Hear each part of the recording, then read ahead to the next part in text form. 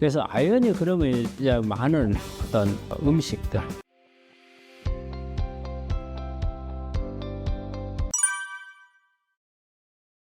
우리가 이 아연은 사실 면역 미네랄이란 말을 사용을 하죠.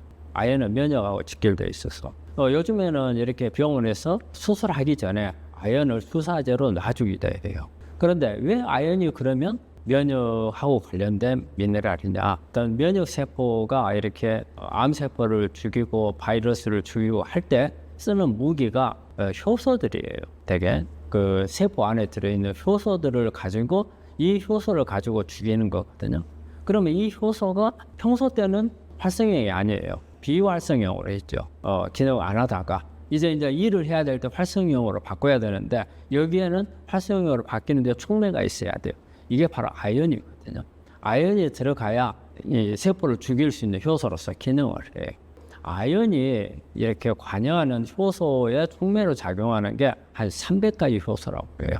그래서 거의 대부분의 면역에 관여하는 이런 촉매는 아연이 담당을 하기 때문에 아연이 부족하게 되면 면역이 떨어진다고 볼 수 있고요.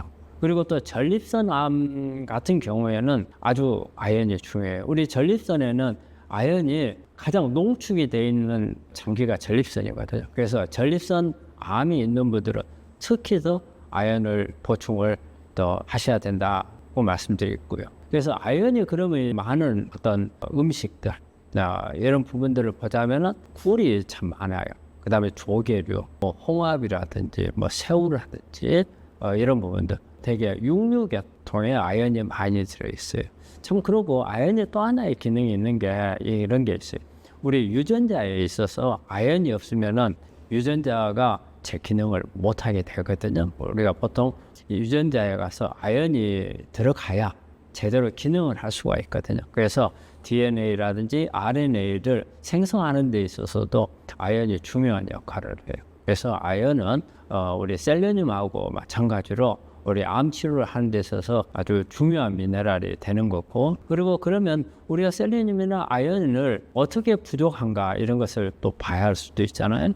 근데 대개는 우리가 혈액 검사를 하게 되면 혈중 농도는 일정한 농도를 유지를 해요. 그래서 실제적으로 몸에 부족한지 안 한지는 혈중 농도를 가지고는 파악하기가 사실은 좀 어려워요. 그러면 어떤 게 가장 정확하게 파악을 할 수 있는 부분이냐? 우리가 모발 검사를, 머리카락을 가지고 머리카락 안에 축적되어 있는 아연이라든지 셀레늄 농도를 봐서 우리가 부족한가 부족하지 않는가를 보는 그런 검사를 하는 방법이 있거든요. 그리고 아연 같은 경우는 또 특히 아연 기능식품 같은 것을 혀에다가 이렇게 떨쳐보면 우리 아연이 또 미각하고 관련되어 있는 그런 미네랄이에요. 아연이 부족한 사람들은 아연을 갖다가 혀에다가 떨쳐보면 맛을 잘 못 느껴요. 맛을 못 느끼거나 아니면은 금속 맛이 난다든가 이런 표현을 쓰거든요. 그런데 실제 이렇게 아연이 풍부한 사람들은 아연을 혀에다 떨쳐주면 너무 떫어가지고 다 퇴치하고 뱉어내요. 이게 아주 떫게 느끼는 사람들은 아연이 충분히 있는 사람들, 그리고 아연이 부족한 사람들은 맛을 잘 못 느껴. 또 하나 이렇게 볼 수 있는 방법이 우리 손톱을 보면은 손톱에 하얀 반점 같은 게 밀가루 좀 뿌리는 것 같은 이런 반점이 있는 사람들, 이런 사람들도 아연이 부족이고, 그 다음에 손톱이 거친 사람, 거쳐가지고 이렇게 긁어보면은 이게 부드러운 게 아니고 톱날 같은 것을 이렇게 긁는 것 같은 이런 느낌이 드는 사람들, 이런 사람들도 미네랄 부족이면서 아연 부족. 그래서 그런 부분들을 이렇게 검사를 해가지고 부족한 소견을 발견할 수 있고, 그래서 그런 부분이 있다면 필히 보충을 해주고 조금 다른 일반인들보다 조금 더 많은 보충을 해주는 게 필요하다고.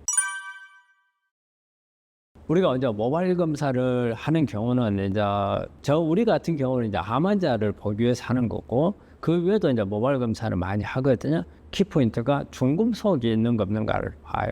중금속. 그 다음에 이제 미네랄을 보고, 그리고 이제 미네랄들이 어떤 생리적인 반응에 있어서 비율을 봐요. 그런데 이제 우리가 암 환자에서 이제 주로 보는 것은, 중요한 것은 이제 어떤 독성 미네랄이 있는가. 이 독성 미네랄이 보면 이제 수은이라든지 납이라든지, 그 다음에 알루미늄, 바륨, 니켈, 그 다음에 우라늄, 이런 이제 독성 미네랄들이 있는데 이 중에서 가장 중요한 부분은 수은이에요.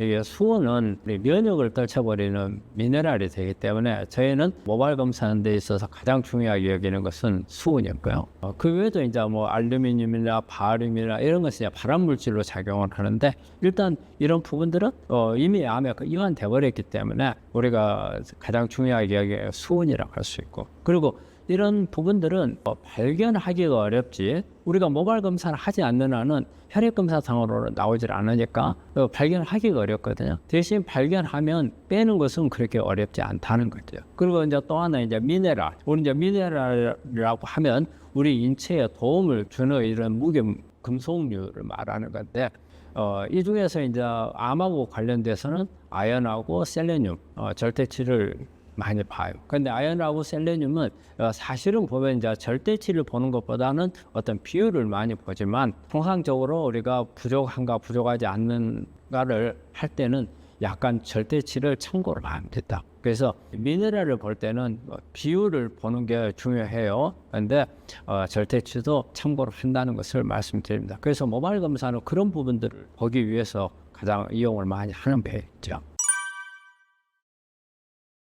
대부분 우리 환자들에 보면은 수은이 높아요. 그 수은이 많은 것은 우리가 예전에는 예방주사 속에 있는 방부제가 치매로살이라 해서 수은이에요. 그래서 이제 그런 영향이 있고, 그리고 이제 회 같은 걸 많이 먹게 되면 이 회 속에 바다에 있는 오염 때문에 수은이 농도가 높아져 있어서 이게 이제 축적이 돼서 우리가 음식으로 먹었을 때 유기 수은을 섭취가 되는 경우가 있거든요. 이럴 때 이제 수은이 올라가는 게 있고, 사실 그보다도 더 이제 우려스러운 부분은 이빨의 아말감이에요. 예전에 우리가 이제 어렸을 때 이렇게 충치 같은 게 있으면 충치를 이렇게 긁어내고 거기다가 이렇게 가만히 넣어놓은 게 있거든요. 이게 아말감이거든요. 이 아말감이 수은이에요. 아말감을 가지고 오랫동안 있게 되면 수은 축적이 많아지죠. 그래서 아말감이 있는 분들은 필히 모발 검사를 해가지고 수은이 있는가 없는가를 봐야 되고요. 만약에 그래서 수은이 높게 나오면 그걸 빼야 됩니다. 그래서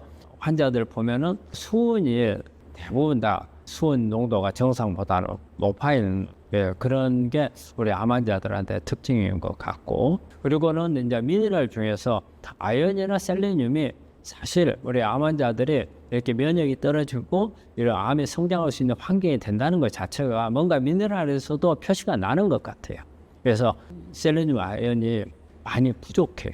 우리가 그 모발 검사 때 우리 암 환자한테 특징적인 부분은 수은이 대부분 다 높더라. 그 다음에 아연하고 셀레늄이 부족하더라.